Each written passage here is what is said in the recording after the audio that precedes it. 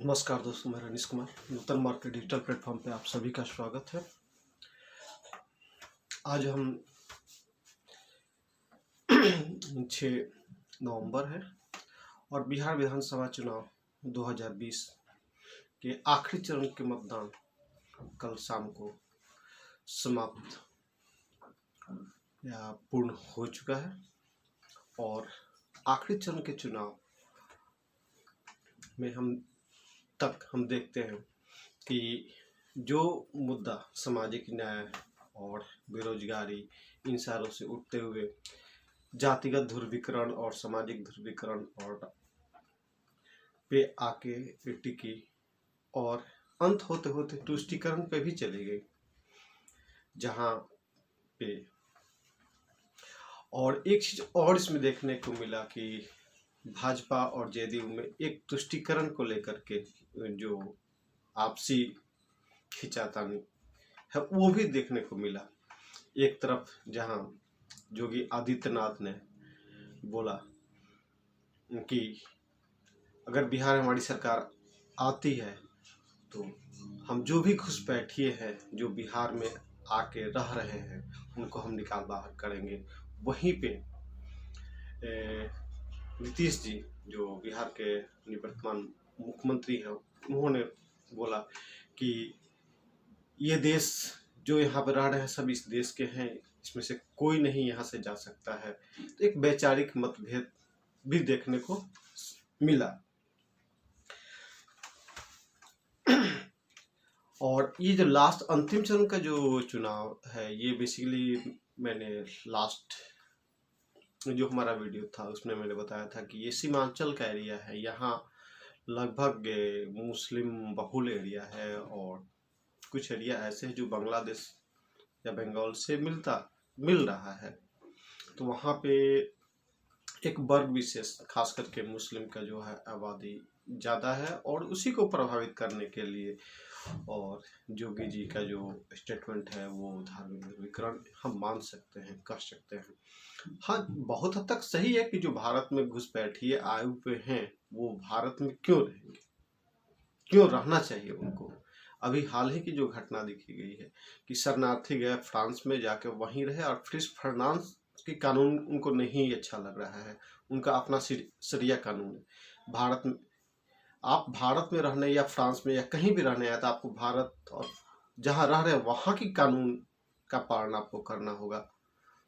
तो ये उनको समझना होगा जो रह रहे हैं। अगर इस टाइप के तरह के तत्व जो अवैध रूप से भारत में आए हैं उनको निश्चित तौर पर जाना चाहिए।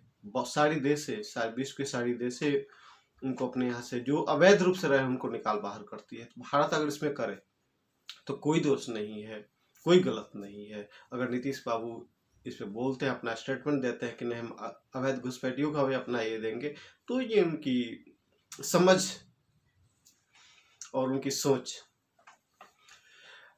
नीतीश और लालू इन दोनों पे आ जाए। ये दोनों मुख्य रूप से देखा जाए तो जेपी आंदोलन के उपज है। रामविलास जी थे, वो भी जेपी उनको अपना प्रत्याशी बोले कि जहाँ से रामविलास जी वैशाली से लड़ रहे हैं तो वो रामविलास नहीं मैं लड़ रहा हूँ और भारी मोहब्बत से भी जीते। ये लोग जेपी की आंदोलन की उपज है, जेपी के एक तरह से चेले कहे जाते हैं।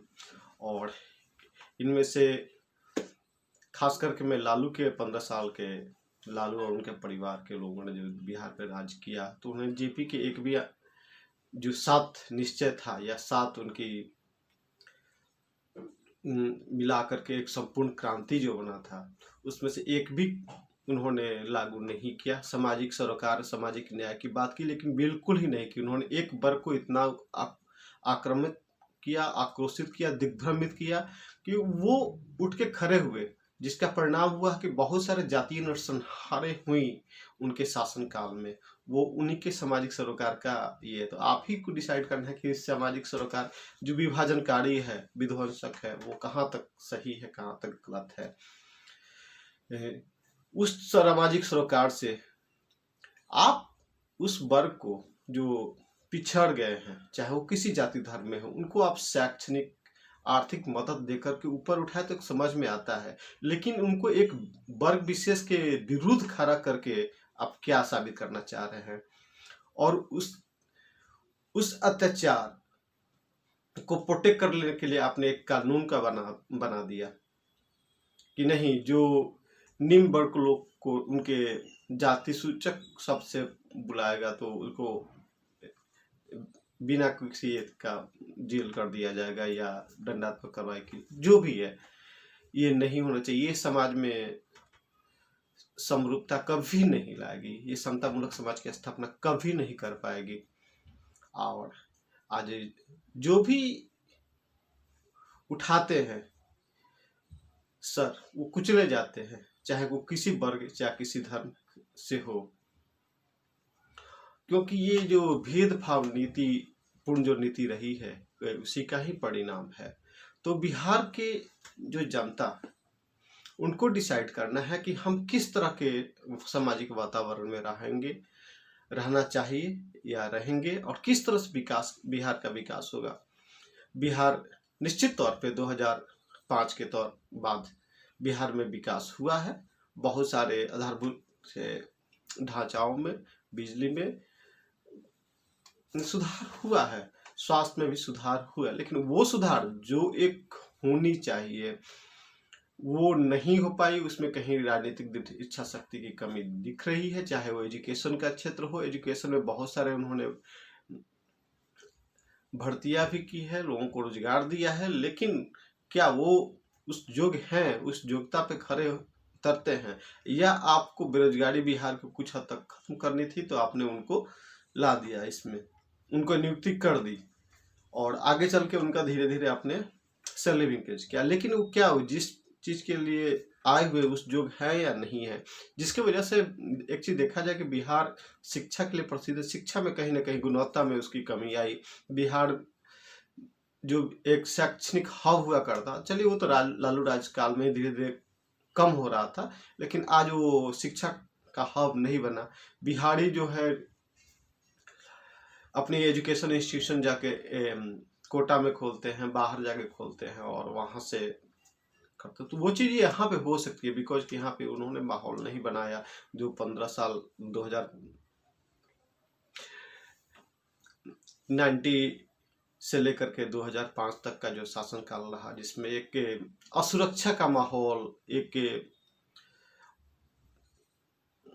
ऐसा कोई माहौल नहीं दिखा जहाँ पे केवल गुंडा तत्व, जिसकी लाठी उसकी भैंस, कमजोर वर्ग को आपने लाठी दे दिया और जिसको मर्जी उसको मारे, वो वाली हिसाब किताब थी। तो उस टाइप से सरकार नहीं चल सकती है, उस तरह से यहाँ पे कोई बिजनेस नहीं आ सकता। देखा जाए तो उस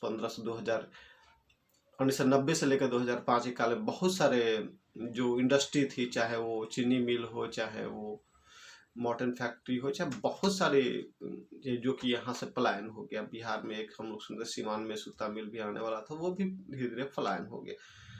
तो उसका मुख्य कारण 15 साल का जंगल राज है। और एक चीज और भी इस में निकल के आया इस चुनाव प्रचार के दौरान, ये बताया कि 15 साल के डबल इंजन की सरकार। वास्तव में देखा जाए कि 15 साल की डबल इंजन की सरकार तो थी ही नहीं।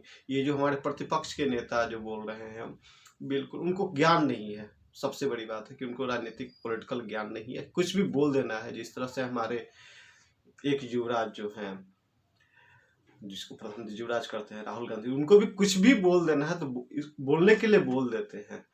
ऐसा नहीं होना चाहिए। आप राजनीति में, आप बिहार के मुख्यमंत्री के तौर पर है तो आप तथ्य के साथ बात करें ना। आप अपने आप को मुख्यमंत्री पेश कर रहे हैं और आप एक तथ्यात्मक बात नहीं कर रहे हैं, इससे आपकी विश्वसनीयता पे प्रश्न लगता है। 2005 और 10 से लेकर 10 से लेकर 15 तक केंद्र में किसका शासन रहा? यूपीए का सहयोगी कौन रहा? तो राजद रहा। बिहार में किसकी सरकार रही इन दरमियान? तो नीतीश, एनडीए की, नेशनल डेमोक्रेटिक अलायंस, नीतीश के। तो फिर ये 15 साल का डबल इंजन की सरकार कैसे हो गई? अगर 2014 में वहां पर परिवर्तन भी हुआ तो फिर भी 15 साल कहाँ से। फिर 2005 में बिहार में राजद इसी नीतीश कुमार जी के साथ आपने गठबंधन में लगभग 2 सालों तक शासन किया। आपने बिहार के विकास के लिए क्या किया? आप स्वास्थ्य मंत्री भी थे, आप उप मुख्यमंत्री भी थे, पथ निर्माण। आपने क्या आधारभूत ढांचा विकास के लिए आपने क्या किया? आपने स्वास्थ्य के क्षेत्र में क्या 18 महीने में परिवर्तन कर दिया? क्या आमूलचूल परिवर्तन कर दिया? आपने रोजगार के लिए क्या किया? आपने ऐसा कर दिया कि नीतीश बाबू को भागना पड़ा आपसे छुटकारा लेकर के। तो आपको विचार करना होगा कि हम क्या बोल रहे हैं और उसके पीछे का तथ्य क्या है। तथ्यात्मक बात कीजिए, जनता सुनेगी आपकी बात और आपको ये देख। हाँ, एक प्लस कहे कि एक प्लस पॉइंट है राष्ट्रीय जनता दल के साथ कि उनका जो मास वोट है MY समीकरण वो उनके साथ रहा है, क्योंकि उनको जो MY है उनको विकास से कोई खास ज्यादा लेना देना नहीं है। जो जिनको विकास से लेना है वो उनके साथ नहीं है, जिनको विकास से लेना है उनके साथ नहीं है, जिनको विकास से लेना है वो उनके साथ है। क्योंकि उनको सुबह जो भी अपना नित्य काम करने के जो अपना रोजी रोजगार उन पे वो लग जाना है और वोट लालू यादव को देना है। नो डाउट इसमें कोई ये नहीं है कि नीतीश जी 15 साल के जो शासनकाल है, 2 साल 18 मिनट से 2 साल के बीच का जो काल छोटे ऑलमोस्ट 13 साल का जो कार्यकाल है में उसकी हम समीक्षा करें तो विकास का हुआ है, लेकिन जो होना चाहिए वो नहीं हुआ है उसका। और दूसरा चीज नीतीश में कहीं ना कहीं अहम की बात आ गई है कि मैं सुशासन बाबू हूँ और मैंने बिहार को सुदृढ़ और समृद्ध बनाया। मेरे शासनकाल में GDP no doubt 2 digit cross की है और अभी भी कर रही है। विकास का इनका कुछ हद देखा जाए नालंदा बहुत ज्यादा है, लेकिन समता मूलक एक विकास जो होता है समरूपता के साथ समान बिहार का विकास नहीं हुआ। आपने 15 साल में एक भी सिटी को विकसित नहीं किया। पटना को छोड़ दिया जाए तो ना मुजफ्फरपुर को सिटी के रूप में डेवलप कर पाए, न गया को डेवलप कर पाए, न दरभंगा को डेवलप कर पाए, न सहरसा को डेवलप कर पाए। ये जो है एरिया आपको डेवलप करना है सिटी की। जिसे दूसरा चीज देखा जाए केंद्र सरकार की बहुत सारी योजनाएं हैं जिसके हमारे वर्तमान मुख्यमंत्री उसका फायदा नहीं उठा पाए। अगर हम 6 साल का आंकड़ा देखें तो कोल्ड स्टोरेज को कृषि के क्षेत्र में ही देखा जाए तो उन्होंने काफी नहीं किया। बिहार में कोल्ड स्टोरेज मात्र 6 साल में 5 साल में 2 ही बना। क्यों बना? वही आपको उत्तर प्रदेश बगल में 100 से ऊपर बना है। तो इसका जवाबदेही किन की है?